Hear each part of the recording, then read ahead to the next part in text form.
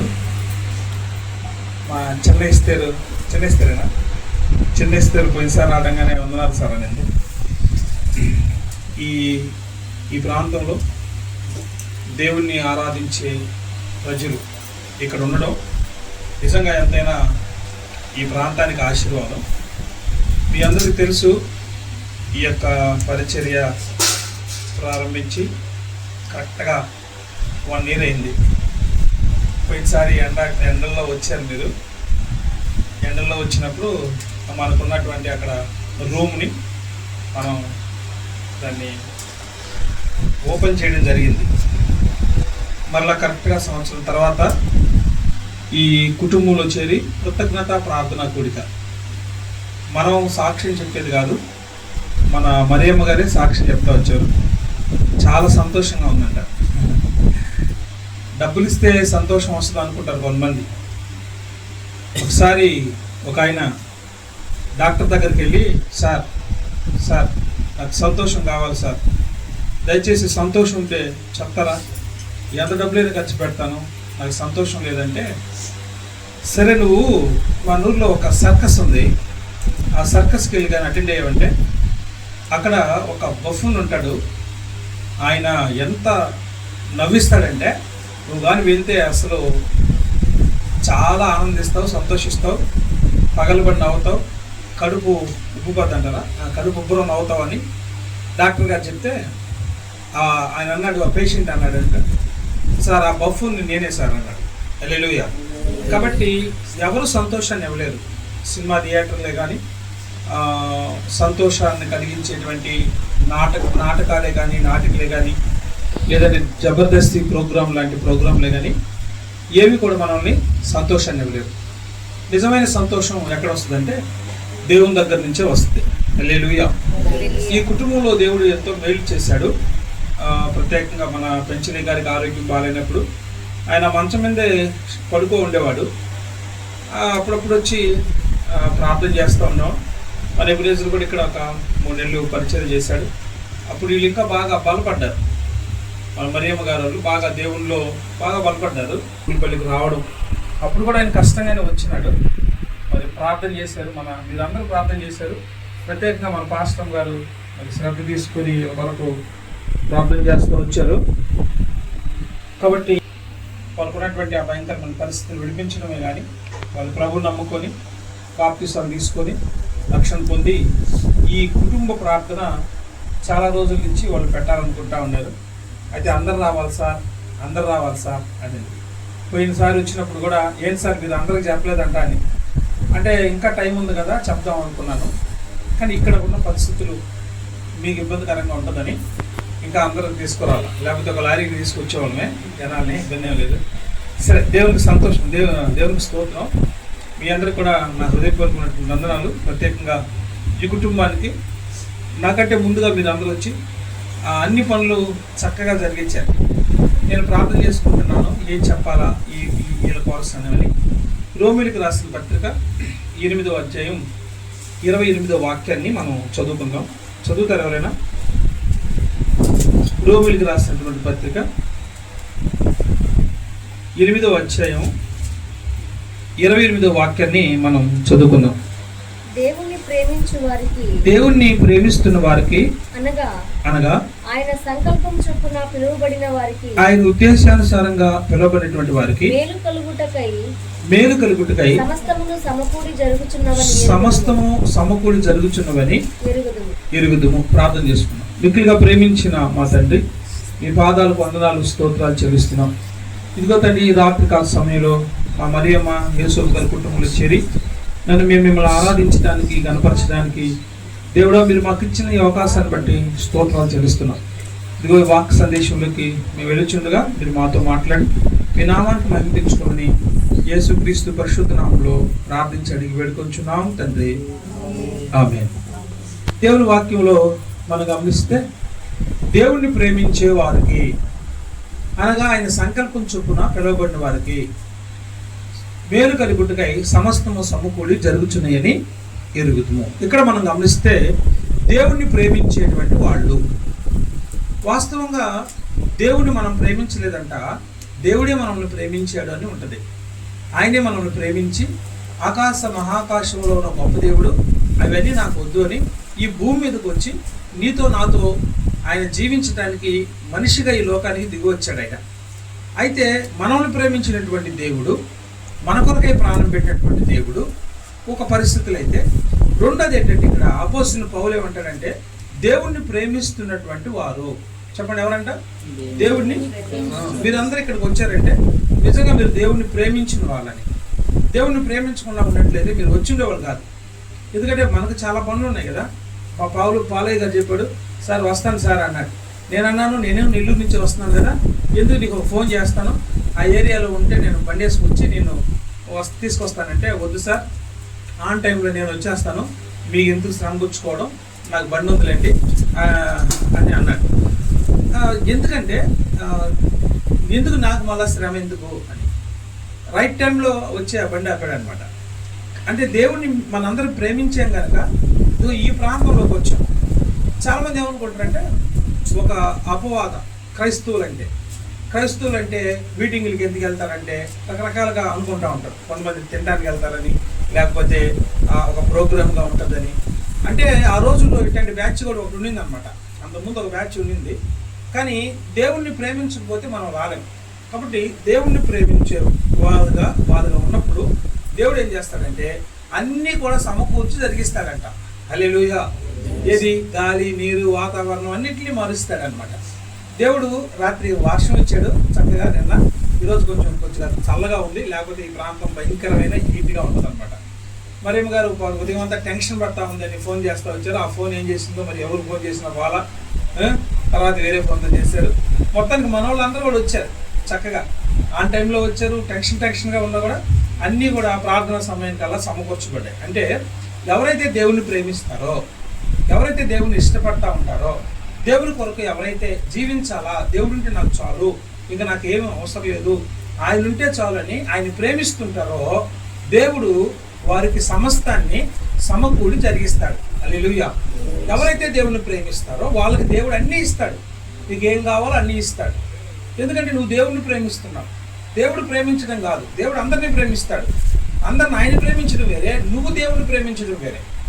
చూడండి, ఒక మాట మనం చదువుకున్నాం.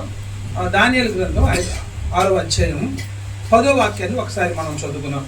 Let us read the book of Daniel chapter 6 and 10th verse.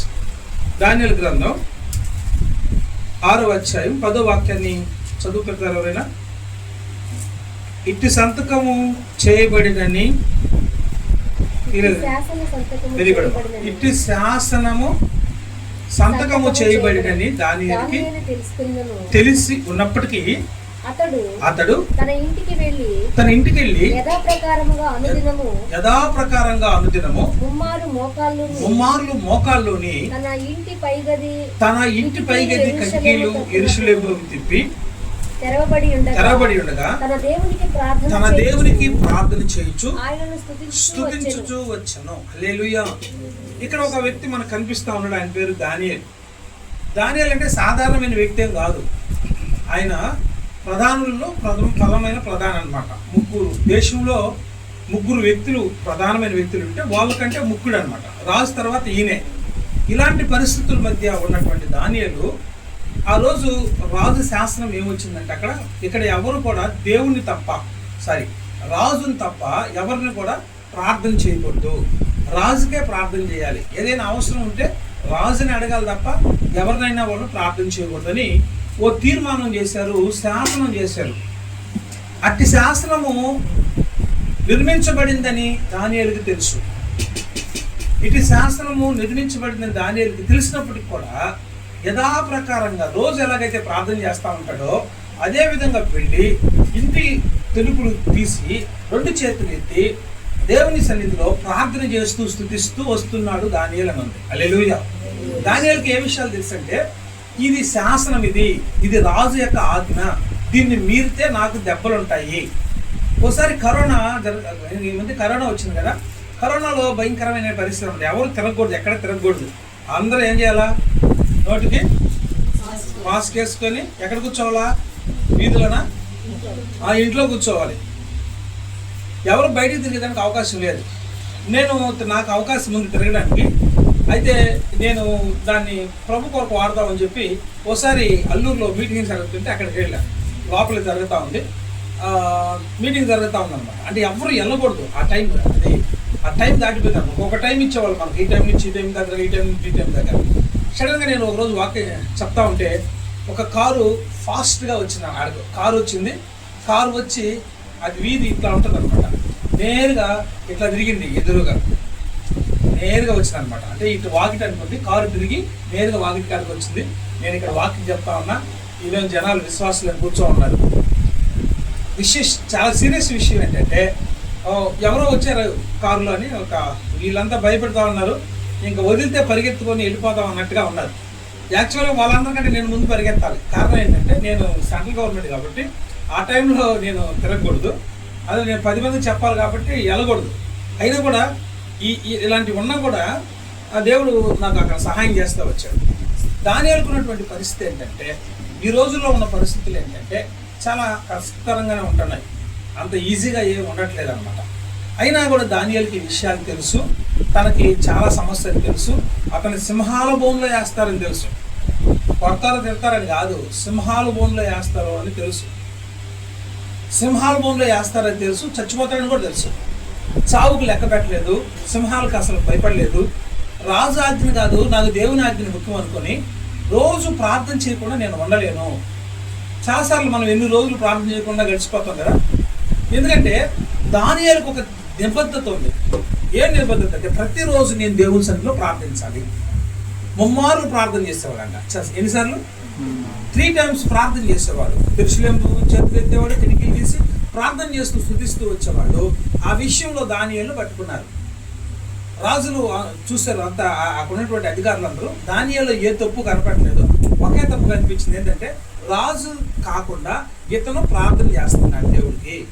కాబట్టి ఇతన్ని ఎలాగైనా రాజు శాస్త్రాన్ని ధిక్కరించని చెప్పి రాజు దగ్గరికి వెళ్ళి చెప్పి, రాజుకు అసలు బాధ వేస్తుంది. దానియేలు చాలా మంచోడు, అనవసరంగా దానియేలు ఇరికిస్తున్నారని బాధ ఉంది. కానీ శాసనం వేసిన తర్వాత ఎవరు కాదంటారు కాబట్టి తీసుకోపోయి దానియేలుని తీసుకుపోయి ఏం చేశారంటే సింహపు గుహలో పడేస్తారు. అలాగే ఎక్కడ వేశారు? సింహాల బోన్లో వేశారు. అప్పటికే ఆకలితో ఉన్నాయంట సింహాలు. ఎవరెవరు వస్తారా తిందాం అన్నట్టు ఆకలితో, భయంకరంగా ఆకలితో ఉన్నాయి. మీరు సింహాన్ని ఇప్పుడు కొట్టేప్పుడు చూసారా? మీరు యూట్యూబ్ ఉండదు కాబట్టి చూడండి, ఎంత బలంగా కొడుతుందంటే అది. అసలు అది ఎట్ట ఫైట్ చేస్తుందబ్బా అంటే అసలు గోప గీయ అనిపోద్ది అనమాట. ఇంకంతే. అసలు సింహం అరిస్తేనే 5 కిలోమీటర్లు వినిపిస్తుంది అంట. 8 కిలోమీటర్లు, 5 మైళ్ళు వినిపిస్తుంది అనమాట. ఇక్కడి నుంచి సింహం కానీ అరిస్తే ఎక్కడికి వినిపిస్తుంది అంటే దాదాపు జొన్నాడు అవతలకి వినిపిస్తుంది అనమాట. ఇలాంటి భయంకరమైన ఒక సింహం కాదు, చాలా సింహాలు ఉన్నాయి ఇక్కడ. ఇన్ని సింహాలున్నా, ఎంత భయం వేస్తా ఉన్నా దానియేలు ఆ విషయాల్లో ఆలోచించదు, కానీ దేవుని విషయంలో ఆలోచిస్తున్నాను. అంటే దేవుని ప్రేమిస్తున్నాను నేను అని చెప్తే, ఎవరైనా దేవుని ప్రేమిస్తున్నాను అంటే దేవుడు అంటాడు నాకంటే ఇంకా ఎవరిని ఎక్కువగా ప్రేమించకూడదు అంటాడు. మనం ప్రేమించాల్సింది ఎవరినంటే మొదట దేవుడినే ప్రేమించాలి, ఆ తర్వాత ఇంకెవరైనా. కాబట్టి దానియేలు దేవుణ్ణి ప్రేమించేవాడు కనుక దేవుని ప్రేమిస్తున్నందుకు దానియేలుకు వచ్చినటువంటి సమస్య ఏంటంటే సింహాల గుహలో వేశారు. హల్లెలూయా. చాలాసార్లు ఏమనుకుంటారంటే విశ్వాస జీవితం చాలా ఈజీగా ఉంటుంది, చాలా బాగుంటుంది అనుకుంటారు, కానీ కాదు. మన జీవితాల్లో మెట్టులు ఎదగాలంటే ఖచ్చితంగా మన జీవితాల్లో కొన్ని సమస్యలు, ఇబ్బందులు వస్తాయి.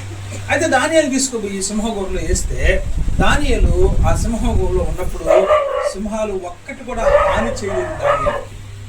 ఒక్క సింహం కూడా దానియేలుకి హాని చేయలేదు. అయితే రాజుకి రాత్రిలో నిద్ర పట్టట్లేదు. ఇప్పుడు అనవసరంగా వేసాడు కదా. ఇప్పుడు మిమ్మల్ని ఎవరైనా అనవసరంగా ఏదైనా అన్నారు అనుకోండి, మీరేం భయపడాల్సిన అవసరం కాదు, వాళ్ళు నిద్ర పట్టదు. ఎవరికి?